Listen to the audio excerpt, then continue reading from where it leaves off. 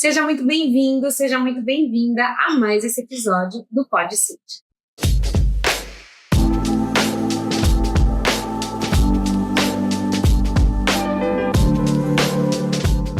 Esse canal é destinado a donos de escola de música, professores de música, terapeutas, famílias que queiram aprender, interagir e saber mais acerca da educação musical e de temas correlacionados a esse assunto. Eu sou Cíntia Soares, sou fonoaudióloga, musicista, mestre em educação e trago aqui temas pertinentes ao nosso dia a dia, essas questões.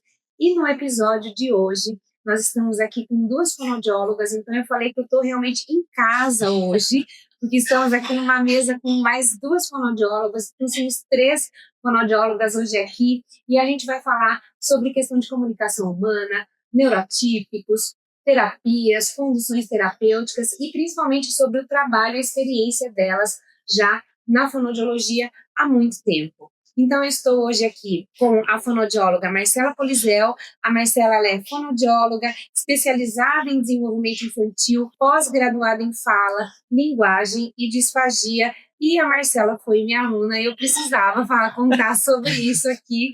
Então, obrigada, Má, por estar aqui hoje, pelo seu tempo e por compartilhar o seu conhecimento com a gente. Eu agradeço. Faz muito tempo que a gente se conhece, mas parece que assim sempre tem oportunidades de estarmos juntas, Sim.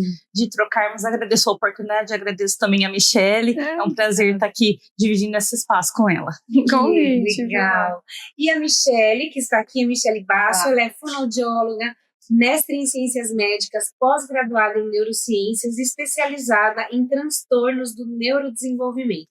Mi, obrigada por estar aqui novamente, por esse tempo aqui com a gente. Obrigada a você, senti uma alegria, né? Qualquer momento para bate-papo é uma diversão. Exatamente, e educar o público, trazer informações é muito bom para nós também, né? Sim. Então, a gente vai falar aqui sobre essas questões do desenvolvimento humano, e quando a gente fala sobre desenvolvimento humano, e a fonoaudiologia é uma área. E eu falo que eu me orgulho muito de ser fonoaudióloga, porque é uma profissão que acompanha o ser humano desde a gestação até os cuidados paliativos. Porque o fonoaudiólogo, ele atua desde a gestação com as mães já, sobre a amamentação, auxilia crianças quando nasceram, crianças em UTI neonatal, eu sei que você atua nessa área também, no desenvolvimento infantil, na vida adulta, na comunicação humana, nos idosos, na parte auditiva, na parte da comunicação e até os cuidados paliativos finais. Então, é realmente um profissional que acompanha o desenvolvimento humano ao longo da vida.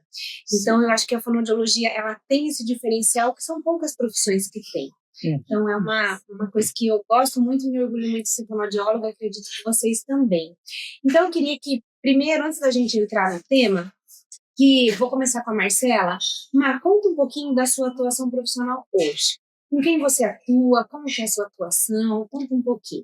Hoje, então, eu atendo crianças na fase desde bebês, né, com amamentação, ajudando aí nesses primeiros anos de vida, e também no desenvolvimento de fala, de linguagem, né, de motricidade oral. Então, essa primeira infância é muito importante e a minha atuação está concentrada nessa faixa etária, ajudando essas famílias a identificarem, né, sinais precoces de atraso, transtornos de desenvolvimento, e também as dificuldades iniciais, porque eu acredito que a intervenção precoce ela é fundamental. Quanto antes a gente identificar as dificuldades e potencializar esse desenvolvimento, menos problema nós vamos ter no futuro. Sim.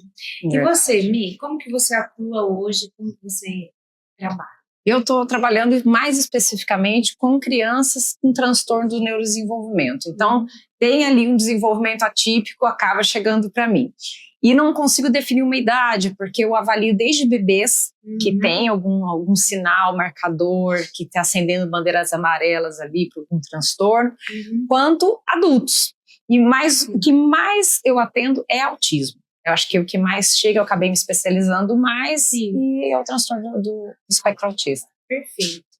Marcela, o que você percebe? Quais são os sinais de desenvolvimento da comunicação e da interação infantil que os pais costumam perceber assim tardiamente? Eu digo os pais porque são as pessoas que mais próximas são das crianças. É claro que a escola está junto, tem interação, muitas vezes na escola que percebe algo, mas a família que está ali perto, então no desenvolvimento esperado, o que mais às vezes acaba passando que os pais não notam e que poderiam olhar mais no desenvolvimento dessa criança? Sim, o que chega a priori do consultório é: o meu filho não fala ainda, sempre comparado com outras crianças, né, ou da mesma idade, ou do mesmo núcleo familiar. Então a fala vem muito significativa, os pais observam muito a fala, mas o que às vezes acaba acontecendo são os sinais que ocorreram lá atrás. Então, nos primeiros meses de vida, né, nos primeiros dias de vida, a criança às vezes, né, já não balbucia, já tem uma questão motora envolvida, e tudo isso impacta no desenvolvimento como um todo, e principalmente no desenvolvimento da fala. Eu costumo sempre dizer para as famílias que a fala ela é a cerejinha lá do bolo, a ponta do iceberg, precisa ter outras habilidades.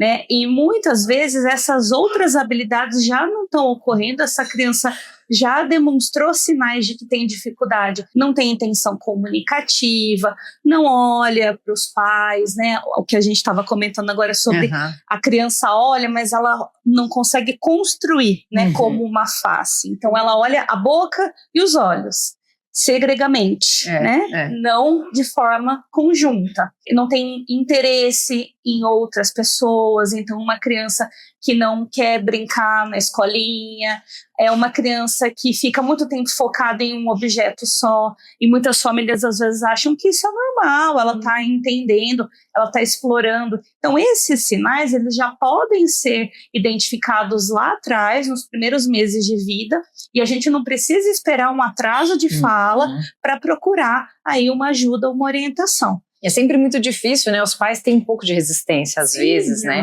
E o que agrava essa situação é que alguns profissionais eles acabam reforçando isso. Ah, não, a criança tem seu tempo. Ah, não, pode esperar. E eu ouço muito isso ainda hoje. É uma coisa que já deveria ter sido superada. E o que a gente vê é que, assim, existe uma diferença entre atraso e transtorno. O atraso, ele geralmente é ocasionado por questões ambientais. Mas o transtorno, ele é intrínseco da criança. Ele pode ser agravado por questões ambientais, mas ele é intrínseco da criança. E tem coisas que não vão passar sozinha. E entre a gente esperar para descobrir, quanto antes a gente intervir, melhor. Até não gosto, a gente usa muito, né? O termo é intervenção precoce, mas de precoce não tem nada, não é mesmo? Nada. Já é na hora certa. Ou tardiamente. Exato. Esse diagnóstico demorou muito para acontecer. Exato. Então, qualquer sinal que você perceba que a criança não está interagindo, o mais rápido a fazer esse diagnóstico é melhor. E uma coisa que eu queria deixar claro para todo mundo que está assistindo, e por nós profissionais e para vocês principalmente que atuam na área, falar sobre quem faz um diagnóstico sobre isso. Isso é muito importante. O fonoaudiólogo, ele não faz o diagnóstico. Quem traz o diagnóstico é o médico. O fonoaudiólogo, ele traz elementos para colaborar com esse diagnóstico, para o médico fazer esse laudo. Então, Marcela, explica um pouquinho como que é isso, porque isso eu percebo que é uma dúvida. Tanto para educadores, que é o nosso público aqui também, tanto para famílias, que quem faz esse diagnóstico, por exemplo, às vezes professores falam assim, eu acho que ele é autista, eu acho que ele tem TDAH. Não pode achar. O professor, ele precisa simplesmente encaminhar esse aluno para fazer uma avaliação mais detalhada, conduzida por um médico. Então, conte um pouquinho como que é feita essa avaliação para as pessoas. A avaliação, ela é médica, né? Mas normalmente quem percebe os sinais são as pessoas da área não médica, vamos dizer assim. Mas o que é importante a gente pontuar, né? Que o fonoaudiólogo, ele tem autonomia para identificar os atrasos. Então, as habilidades que não estão presentes. Então, qual que é o nosso objetivo? É olhar para aquela criança, fazer uma avaliação e encaminhar, eu preciso que seja feita uma avaliação médica, mas eu encontro atraso, encontro dificuldade nessas habilidades, a criança não adquiriu esses marcos, e a partir disso é construído o diagnóstico, né? É muito errado alguém falar, eu acho que é autista, eu acho que ele tem isso, porque você não acha, você tem que trazer fatos e se amparar aí, né, na ciência. Você não pode, eu acho que a pessoa tem enxaqueca? Você não acha. Você está fazendo toda uma investigação e isso é muito sério, né? Porque todo mundo é autista, todo mundo agora demora para falar, mas o pai também demorou para falar. Então, mas isso não é normal, né? Mas falou com 4 anos. Mas isso não é normal com 4 anos. A criança já consegue se comunicar sem nenhuma dificuldade. E eu acredito que algo que é importante da gente diferenciar, né? A Michelle vai até me ajudar nisso, é a diferença entre comunicação, fala e linguagem. Porque uma criança pode se comunicar e pode ter linguagem sem falar. Isso é muito difícil, porque a gente vê uma confusão muito grande. Porque a fala, ela é apenas a expressão motora. Mas antes da fala tem que ter uma linguagem. O que é essa linguagem, né? É a estruturação do pensamento em cima de códigos convencionais de cada ambiente. Isso é a linguagem. Então, uma criança ela pode ter falha tanto em linguagem, quanto em fala, ou em ambos. Mas uma coisa é a certa, a gente não pode deixar de estimular essa criança o quanto antes. E sobre os diagnósticos, acho que até é interessante a gente pontuar só uma questão, que o fonoaudiólogo, ele faz o diagnóstico do transtorno motor de fala e do TDL, né, do transtorno do desenvolvimento da linguagem. E embora ele não feche o diagnóstico do transtorno do espectro autista, a avaliação do fonoaudiólogo é decisiva para a diferenciação, para esse diagnóstico diferencial. E é desafiador. Porque muitas crianças elas podem não falar, e elas podem compreender e se desenvolver apesar da fala. E muitas delas podem usar até um sistema de comunicação, né? A gente pode mais para frente falar sobre isso. Porque comunicação humana não é só fala, não são só oralizados. A comunicação humana acontece por gestos. A comunicação humana acontece pela música. É uma maneira de comunicação, por sons. Então, muitas vezes uma criança ou um adulto não oralizado, ele se comunica de outras maneiras, e hoje, inclusive, tem até aplicativos sobre isso. Em crianças não oralizadas, você pode falar, você quer tomar sorvete? Ela escolhe sim ou não. Você prefere ir em tal lugar ou em outro lugar? E a criança fala, escolhe o que ela quer fazer. Sim, esses sistemas hoje estão cada vez mais robustos. E eles podem construir frases, eles podem vocalizar, eles podem... Eu acho muito bacana a ampliação das funções da linguagem, né? Então, não fica só no pedido, mas no comentário, na participação, no questionamento. O objetivo é comunicar-se com autonomia, independente do meio, né? Sim. Michelle, no atendimento das crianças autistas que você faz frequentemente, quais os desafios relacionados à linguagem e à comunicação que aparecem com mais frequência? Principalmente a orientação que os pais recebem muitas vezes, eles já vêm com alguns vícios. Ou seja, eles ficam treinando fala sem considerar o contexto linguístico. Posso falar uma outra coisa também? Os pais ficam procurando, e às vezes até terapeutas, outros profissionais, procurando dicas no Instagram, no TikTok, no YouTube. E essas dicas ou esses exemplos são descontextualizados para a realidade deles. Exatamente, generalistas. Um vídeo de 10 segundos, de 15 segundos, um podcast, ele não está contextualizado para aquela situação. Então as pessoas já chegam sabendo, falando, e às vezes aquilo é para uma determinada situação e não para ela. Exato, se a gente for considerar que assim, cada ser humano já tem a sua peculiaridade, isso não pode ser apagado quando ele recebe um diagnóstico. E muitas vezes o que é construído é assim, ele recebeu um diagnóstico, então ele não é mais criança, ele é autista, né? Então o autista funciona assim, aí vem com uma receita de bolo, como se tudo aquilo que fosse para autista desse certo. Já viu isso assim? Isso aqui é brinquedo de autista, isso aqui é terapia de autista, isso não existe. Música, né? Tem música para trabalhar com um autista de 3 anos? Não tem. A música será a mesma. A mesma música. A mesma música folclórica, por exemplo, eu vou trabalhar com crianças autistas e com crianças que não são autistas, com crianças típicas, então não tem uma receita pronta.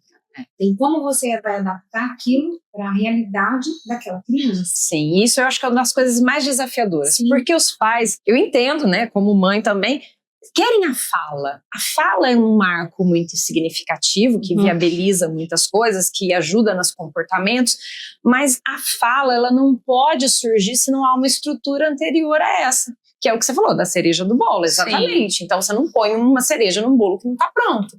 Então, essa criança precisa de uma base estrutural, uma base de relacionamento, de consciência do outro, de buscar intencionalmente o outro, para depois a gente trabalhar a produção da fala. Perfeito. Sim, e uma fala muito frequente, né, no consultório mas ele vai falar? Essa pergunta. Em quanto tempo? Mas eu vi na internet que se eu usar tal estratégia, qual que é o método? Qual que é o melhor método? Que falando um pouco dos métodos também. Não existe, cada criança vai se adequar em um. Sim, em fases diferentes. Em fases diferentes. Por uma mesma criança pode ter necessidades diferentes. A gente precisa sempre olhar com a individualidade, né? E não dá para dizer. Para mim, essa é uma das perguntas, aliás, que mais me dói. Porque quando um pai chega para mim, uma criança muito pequena, e diz, ele vai falar, é muito difícil, muitas vezes, a gente dizer, não, ele vai falar. Quando se trata do transtorno do espectro autista, não dá para afirmar quando ele é muito pequenininho, né? E muitas, a não ser que, né, uma criança já um pouco mais velha, que já tem ali alguns pré-requisitos, que já sabe do caminho que vai passar. Mas uma criança de 1 ano e 7, 1 ano e 8, que às vezes a gente avalia, não sabe se essa criança vai falar. Ou às vezes até mais velha. Já vi casos de crianças de adultos que vêm falar tardiamente. E na nossa época, antigamente, dizia assim, não, se não falou até os 7 anos, não fala mais. Que a janela de oportunidade, não existe isso. A gente sabe que existe uma plasticidade neuronal, que é uma flexibilidade de aprendizado maior na infância, na primeira infância. Mas o nosso cérebro, ele é plástico pro resto da vida. Então, sempre vai haver possibilidades de aprendizado e de comunicação, independente da idade. A gente nunca pode deixar de estimular. A gente está falando aqui de criança, mas dá para fazer um gancho também com os adultos que têm um AVC, por exemplo, um AVE. Muitos ficam com afasia. E a afasia é uma habilidade, né? A fala, o planejamento motor é perdido e você tem que reeducar esse cérebro para que ele consiga. Muitas vezes a fala não retorna, mas retorna de uma forma alternativa com a comunicação. Então, quando vem a preocupação sobre a fala, eu sempre gosto de explicar para as famílias que existem muitas coisas antes que precisam acontecer para que essa criança fale, para que ela tenha a intenção de falar, né? Porque muitas vezes sai aquele planejamento motor, mas não tem um motivo daquilo. Ele só está tentando pegar aquilo que ele quer, né, num brinquedo. Então, você tem que falar aqui, pato. A criança pode até repetir pato, mas ela sabe o que é um pato? Ela sabe que é um animal?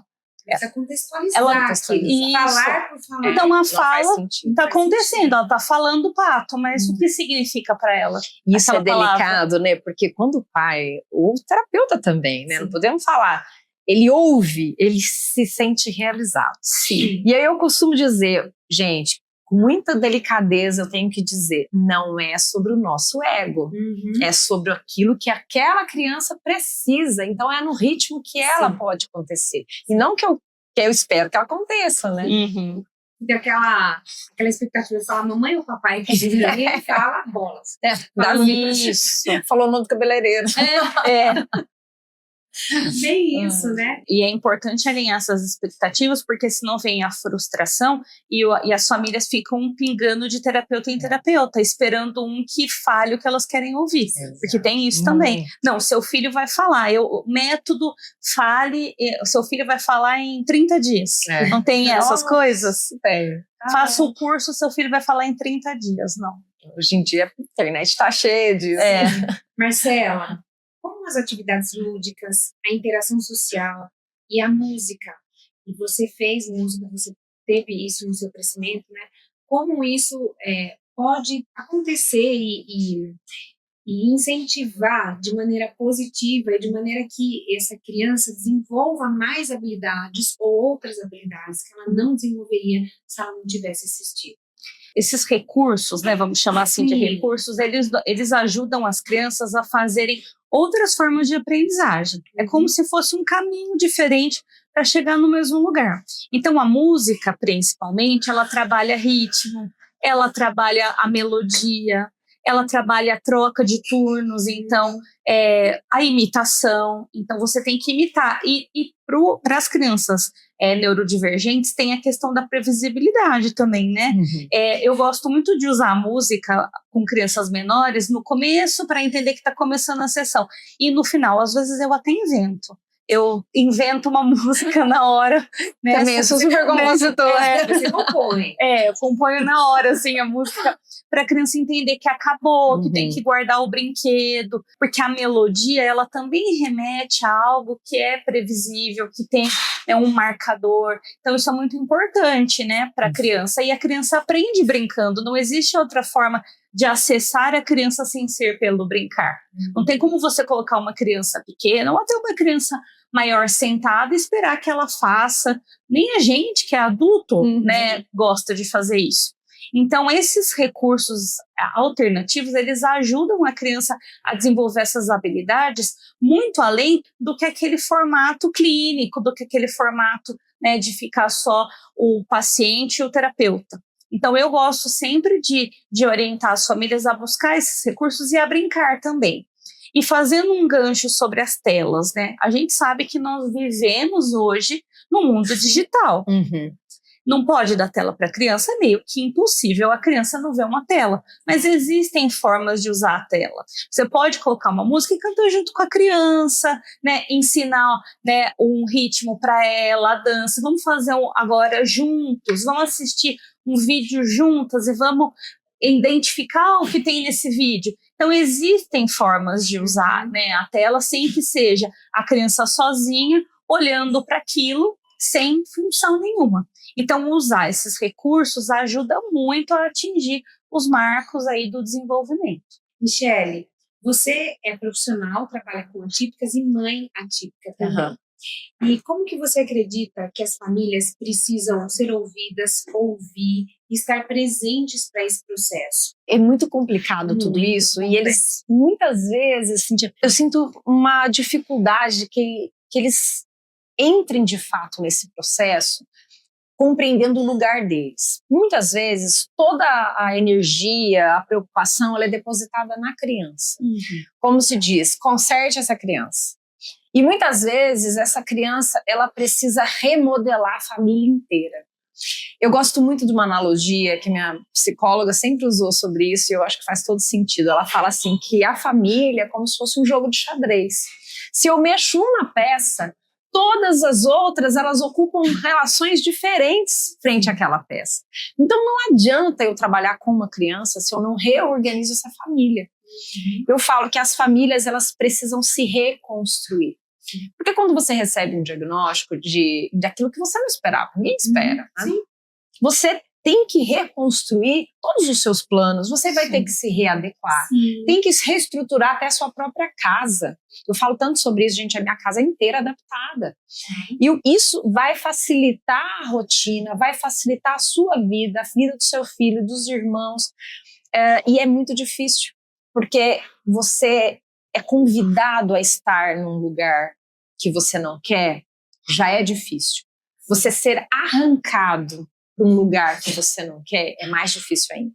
Então, eu convido esses pais a sempre olhar para essa necessidade de reconstruir os próprios sonhos, porque não é que são sonhos perdidos, não, eles são remodelados. A gente tem que se reinventar, construir novas formas de olhar para essa criança, ver o belo nela, porque isso não é romantizar, é olhar para ela e entender o melhor que ela pode ser, mesmo que não seja aquilo que eu queria que ela fosse, né? Que esse querer vai ter que ser modelado. E isso para mim, é um dos maiores desafios, fazer com que esses pais consigam olhar para dentro, em vez de olhar só para a criança. Porque criou-se uma expectativa em cima daquela criança e será algo diferente. Isso não é só para atípicos também. Sim, exatamente.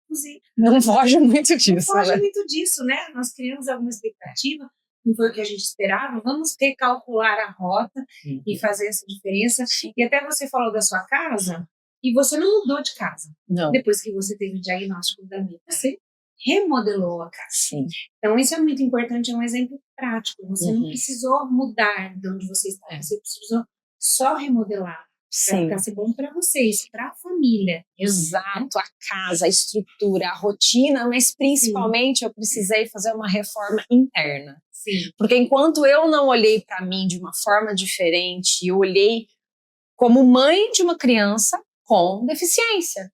Se eu sou mãe de uma criança com deficiência, o meu mundo também vai ser adaptado. Então não dá para eu continuar sendo a mesma Michele, porque não vai caber e vai criar um abismo entre nós. Então essa reconstrução, ela é parte do processo tão importante quanto o avanço e o desenvolvimento da criança. Eu me lembro de situações do recital que vocês iam com a Nanda e que você falava, hoje a gente vai estar com a Nanda. O Davi não é um lugar para ele, vai bater palma, vai ter sons, pode soar hostil para ele, ele não vai ficar à vontade. Então hoje a gente vai reservar esse momento. Então são adaptações que você vai fazer e tá tudo bem. Respeitar também a necessidade dele, porque também se fala muito de inclusão, mas não dá também para você colocar a criança num local que vai desregular. Exato, aversivo. Ontem foi um exemplo disso. Ontem a gente foi para as Festas das Nações, porque a minha filha é adolescente, 14 anos, quer fazer o encontro com os amigos, os rolês da vida. E a gente foi acompanhar de perto, lógico. Mas estava completamente... A Festa das Nações é uma festa aqui em Piracicaba, muito cheia, muito legal. Muito mas famosa, inclusive, muito famosa, que tem várias barracas, cada uma representando uma cultura gastronômica. Mas é muito cheia, não dava para eu levar o Davi. Porque ou eu vou com ela para ter foco naquilo que ela precisa, ou eu vou levar o Davi e ele vai ficar desconfortável num lugar desse. Então a inclusão, ela tem que ter um respeito às necessidades individuais. Não é simplesmente colocar de qualquer forma. Aproveitando isso, eu vou trazer uma situação que eu vejo muitas vezes, e vocês devem ver isso com os pacientes nos locais que vocês vão. Da criança, ou do indivíduo autista, ou qualquer outra atipia, TDL, TDAH, enfim, que vá até Down, que vai em um ambiente, aquele ambiente não é propício para ele, tipo uma festa de casamento, uma festa de aniversário, tem muito barulho, tem muita palma, tem muito estímulo, e aí o que acontece com essa criança? Deixam ela no celular ou no tablet. E algumas crianças e algumas famílias realmente não conseguem administrar isso. O que vocês sugerem que essas famílias façam quando não conseguem se administrar isso? Porque tem casos e casos. O que vocês sugerem que façam? Não vá, ou vá com ressalvas, procure um lugar mais silencioso, um espaço. O que vocês sugerem? Isso é comum. Isso é delicado demais. E isso não tem uma regra nem por idade, nem por nível de desenvolvimento, por nada. É exatamente cada situação sendo avaliada e analisada ponto a ponto.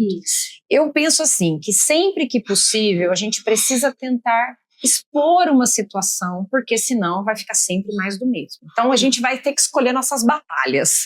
Eu sempre digo, eu estou disposta. Esse é o momento para eu poder fazer isso? Se não é o momento, nem para mim, nem para ele, nem para o irmão, porque o irmão precisa ser validado nesse momento. Eu vou escolher a minha batalha. Eu vou dizer, essa festa aqui, ele não vai por causa do horário, ou por causa do contexto, por causa se tem uma piscina que ele vai querer se jogar, enfim. Ou essa festa, não, ele vai, mas eu vou embora mais cedo. Ou essa festa aqui, não, ele vai, se a irmã quiser, ela vai, mas o foco vai ser ele. Então eu vou ter que selecionar aquilo que eu posso com as condições que eu tenho. E aí, sempre que possível, eu tento ter alguém para me ajudar. É possível sempre? Não. Isso depende de recurso financeiro, depende de disponibilidade de familiar, depende de um monte de coisas. Mas quando não é possível, eu prefiro deixá-lo e ele fica bem. Eu quero garantir que ele fique bem. Enquanto isso, ele vai aproveitar e fazer outra coisa. Ele vai passear com a vovó, ele vai fazer alguma coisa. Se é possível, essa rede de apoio, que talvez é um dos maiores desafios, é a rede de apoio. Evitar a tela é muito importante. A minha maior angústia, assim, de verdade é essa. Muitos terapeutas, eles dão até hoje tela para reforçar alguma coisa. Se você fizer, você ganha isso.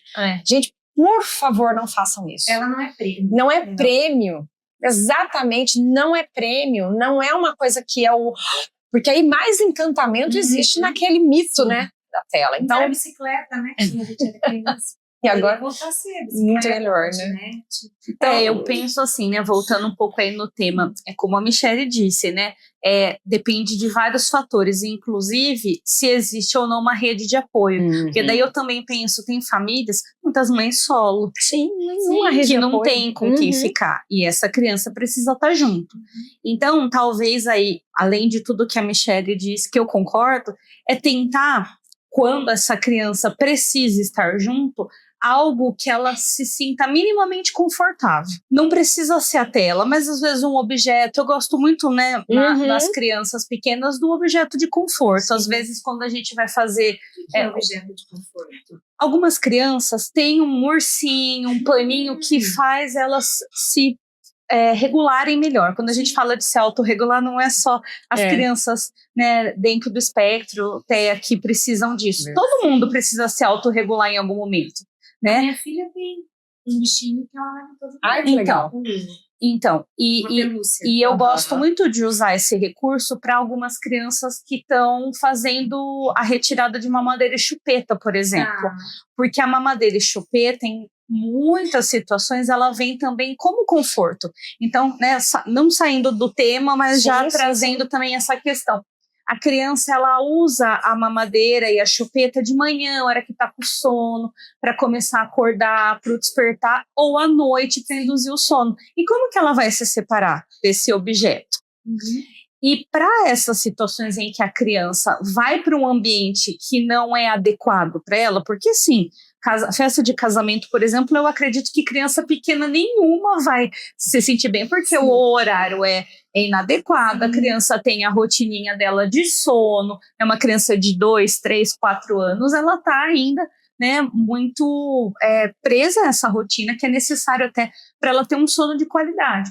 Mas aí trazer esse objeto de conforto talvez seja uma estratégia possível para fugir da tela, né? E trabalhar a previsibilidade com qualquer criança. Então, explicar, nós vamos lá, vai ter barulho para a criança já saber o que esperar. E repetir isso diversas vezes, que isso funciona para qualquer criança. A criança, ela vai saber o que vai acontecer. Mesmo que você não precisa explicar de forma complexa, mas dizer para ela, ó, concretamente, vai ter barulho, vai ter um monte de gente, você vai precisar ficar perto da mamãe, porque, né, uma festa das nações, por exemplo, vai ter gente desconhecida, mas você vai ter esse objeto de conforto para você conseguir estar naquele ambiente, né, com algo familiar. É uma estratégia. Acho que a previsibilidade é uma palavra-chave, maravilhoso, porque todos nós precisamos disso. E para eles, mais ainda, para uma criança que tem falha em ideação, em regulação emocional e física, as imagens daquilo que vai acontecer, a antecipação, organização.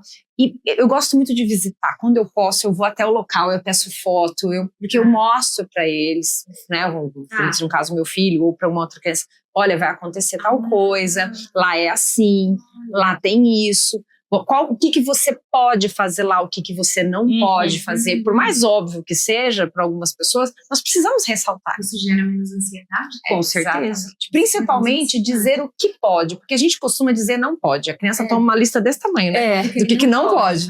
Mas ele não sabe o que ele pode. Então, o que ele pode fazer? Por exemplo, vai no casamento da tia, que é 8 horas da noite, lá na fazenda. E aqui ela vai fazer o quê, né? O que ela pode fazer? Não, ela pode deitar no banco? Pode. Ela pode levar o cobertorzinho dela? Pode. Ela pode, né, e dar alternativas. Vamos levar suas massinhas, seus livros de pintar? Sim. Vamos tentar alternativas para poder oferecer, né? Para ele ter essa previsibilidade. Meninas, como que vocês acreditam e como que vocês veem na prática que a música pode auxiliar as crianças neurotípicas dentro do desenvolvimento da comunicação e da interação? Não, eu amo música, gente. Eu acho que a música... Primeira coisa é o ritmo, né? Porque a comunicação é ritmo. Tudo é ritmo. Fala é melódica. Veja como que a gente tem entonação, como a gente está conversando habitualmente. A prosódia, a melodia, ela fala muitas vezes mais que a própria qualidade da produção da fala, as articulações. O silêncio fala. E a troca do bate-bola, da interação, também é um ritmo. Que horas que eu entro? Que horas que eu calo?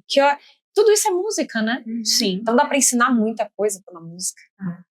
Eu gosto muito do recurso da música, como eu disse, né, para trabalhar também essas questões de aumento de vocabulário, né? Então, você pode pegar o mesmo ritmo, então, que nem a música do Seu Lobato, tem várias versões, né?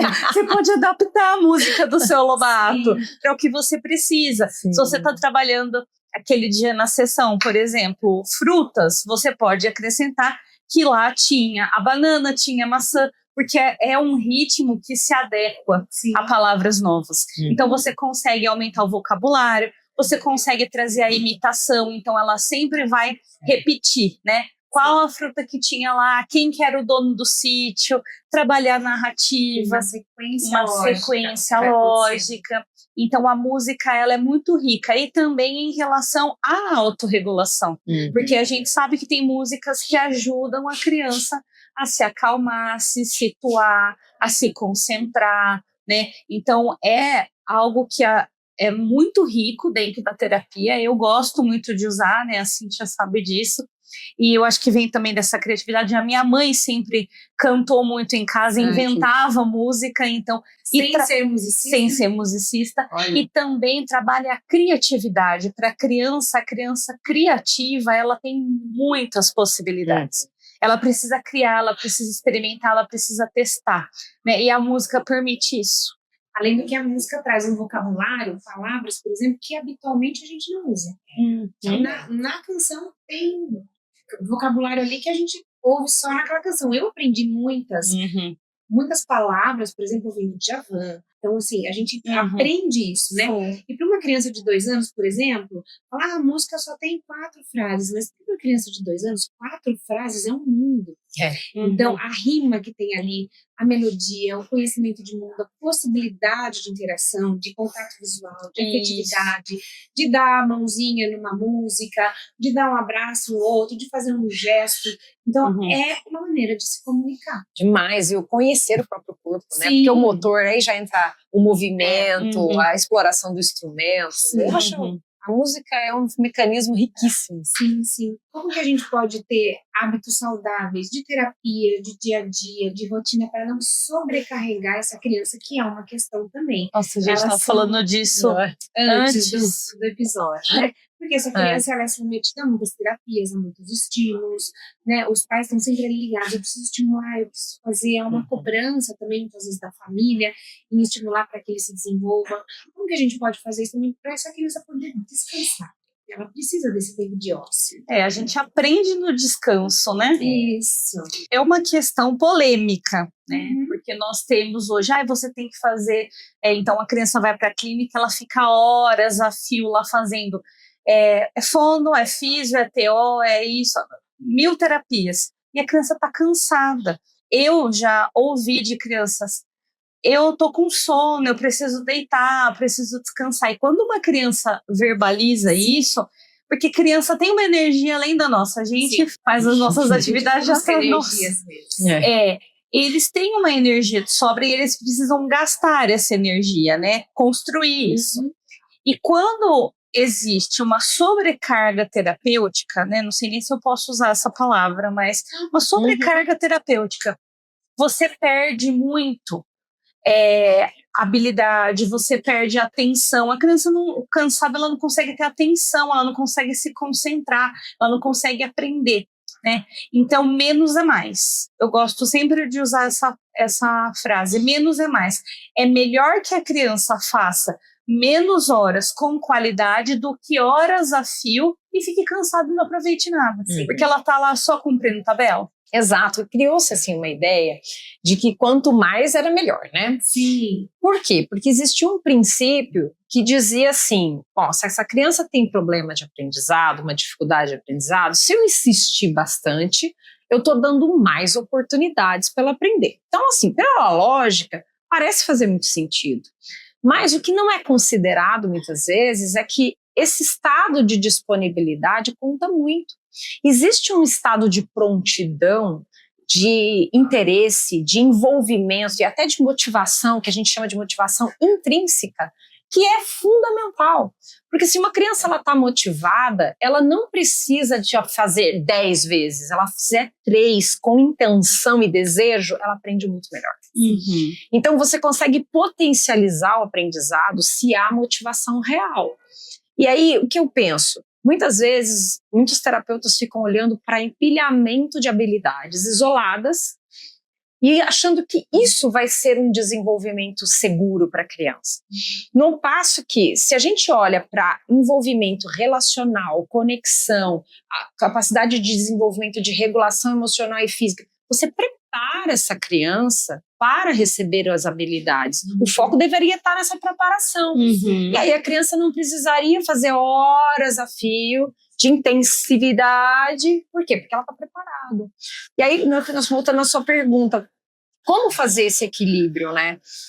Muitas vezes eu sinto muito quando muitos terapeutas viram para os pais e dizem assim: se você fizer muitas horas, se você fizer muito intensivo, ele vai ser tal coisa.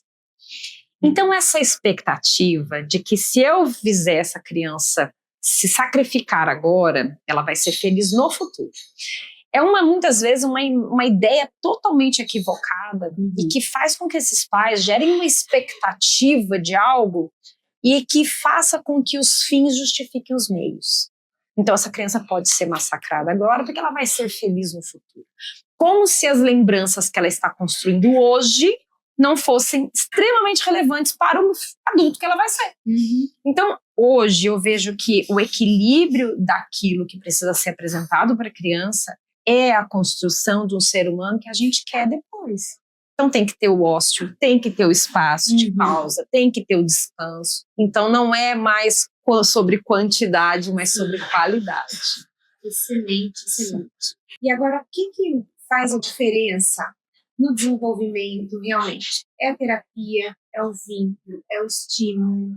E como que a escola e a terapia, o ambiente educacional e o ambiente terapêutico podem se conversar e se fundir para que haja um melhor aproveitamento, e não que a escola fale alguma coisa do terapeuta que não cumpriu, ou que o terapeuta fale da escola, mas que haja realmente uma união para a melhora daquela criança neurotípica. Eu acredito muito assim que o vínculo é fundamental. Você não consegue nada com a criança sem vínculo. E a parceria, tanto com a família como com a escola, funciona como potencializador da terapia.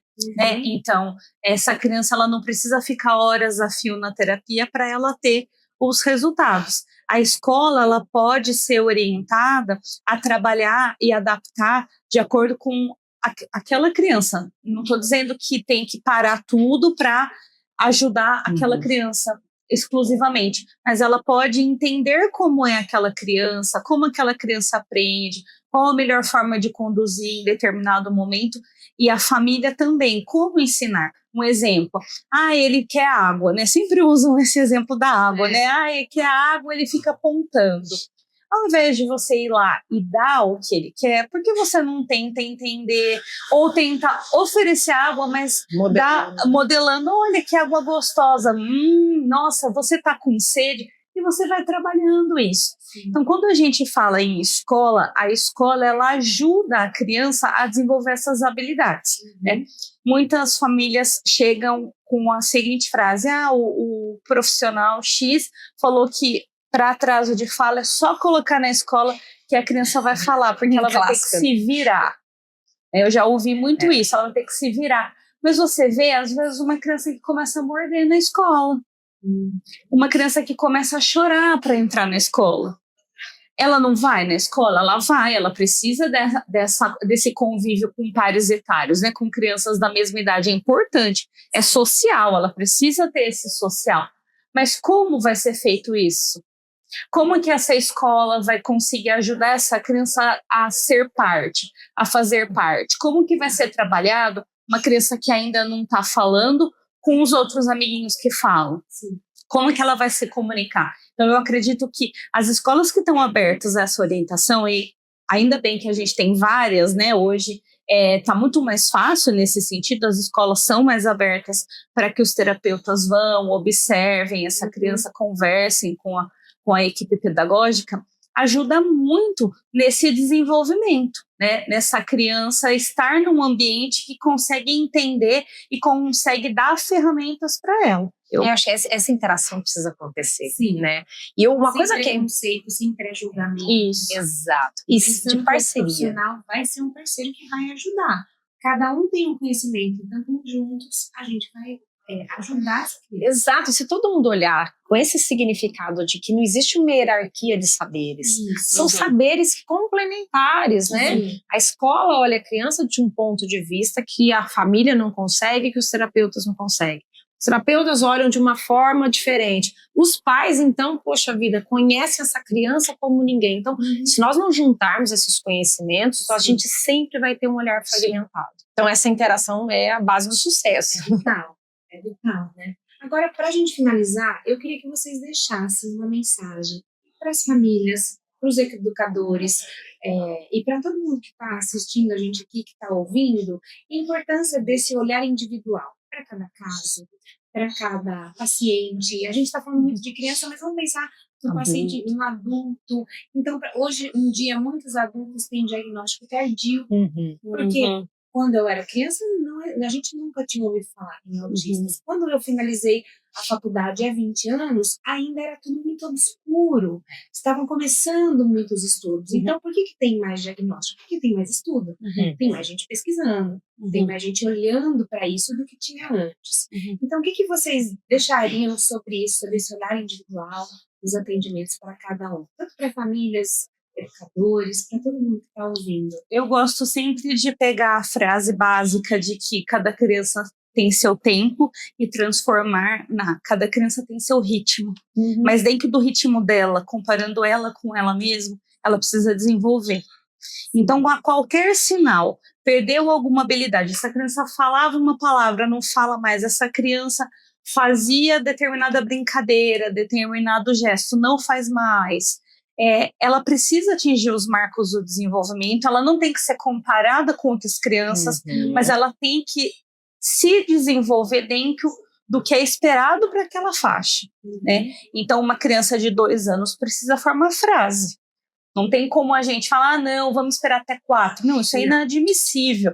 Você está tirando a possibilidade da criança se desenvolver, da criança ter a oportunidade de conseguir desenvolver essa habilidade. Então, eu gosto de mudar a frase para que seja mais claro. É o tempo dela, não é o ritmo dela, mas ela precisa estar num ritmo. Tem que estar acontecendo. Hoje ela não fala isso, ela tem que aprender a falar, hoje ela não faz isso, essa habilidade não existe, daqui a pouco tem que aparecer, ela tem que estar em constante desenvolvimento. Olhando dessa forma, fica mais fácil das famílias conseguirem identificar, porque as famílias não têm o conhecimento técnico. E é muito importante também validar a queixa, porque quando uma família traz uma queixa, não é da cabeça dela, está acontecendo alguma coisa. Isso tem que ser validado. Não pode ser ignorado, né? Tem que investigar, né? Eu gostei muito do que você falou, acho que a questão do ritmo é fundamental, esse olhar individualizado. E é tão difícil, né? Eu penso que os profissionais têm muito medo. A maioria tem medo, e assim, é natural ter medo. Quero dizer que é natural ter medo. O que não dá é pra gente se acomodar no medo. E negligenciar casos e possíveis diagnósticos. Negligenciar e não falar, não contar, isso também não pode ser feito. Exato, não pedir ajuda, não buscar soluções, porque todo autista, toda pessoa com transtornos no neurodesenvolvimento, todo mundo tem potencialidade de crescimento sempre, não importa a idade. Então é importante também pensar que se você conhece um autista, você só conhece um autista. Eu adoro essa frase do Stephen Shore, porque é muito verdadeiro. Os pais às vezes falam, mas o meu filho não faz isso, o outro faz. Ou o terapeuta fala, mas ele dá conta, por que o outro não dá? Não dá para ter essa comparação. Não dá para esperar que vá se desenvolver num ritmo típico, neurotípico. Ele é neurodivergente. Ele tem uma trajetória diferente e única. E todos os profissionais, pais, Os pais não escolheram ser pais, mas eles aprenderam no percurso. Então, cada profissional, quando você se depara com uma criança, se você escolheu ser profissional dessa área, você escolheu tratar de pessoas, não importa qual é essa pessoa. Você tem que se capacitar para ela. Tem que receber, tem que aprender e evoluir. Porque tá um monte de gente esperando pelo trabalho bem feito, né? Perfeito. É isso. Meninas, muito obrigada. Obrigada, Cíntia. Que alegria. Alegria Muito de bom. estar com você. Que bom, Também. obrigada. Obrigada por Prazer. estarem aqui. Foi ótimo. Que seja o primeiro de muitos encontros que a gente vai ter para trazer realmente essa consciência, esse esclarecimento para todo mundo. E assim, ninguém precisa ficar com dúvida. Todo mundo pode pedir esclarecimento. Procure o profissional que esteja mais perto de você, seja começar pelo seu pediatra, seja começar pelo terapeuta, pelo professor da escola. O importante é buscar ajuda. Se tem dúvida, ainda já fez uma investigação, não entendeu direito, se tem dúvida, vai atrás, procura mais. O importante é não negligenciar, como a gente falou, e também não inventar diagnóstico ou coisas que você imagina que seja, mas que realmente seja baseado em pesquisas e em observações dos profissionais. Sim. Okay? Obrigada. Meninas, muito obrigada. Eu espero que você tenha gostado desse nosso papo. Eu adorei.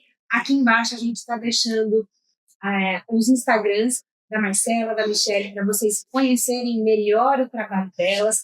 Aqui também a gente quer agradecer mais uma vez a Sucre Lavi, essa cafeteria aqui em Piracicaba, que gentilmente cedeu esse espaço para nós virmos gravar. A gente está deixando aqui também o contato da Sucre Lavi para você e até a próxima.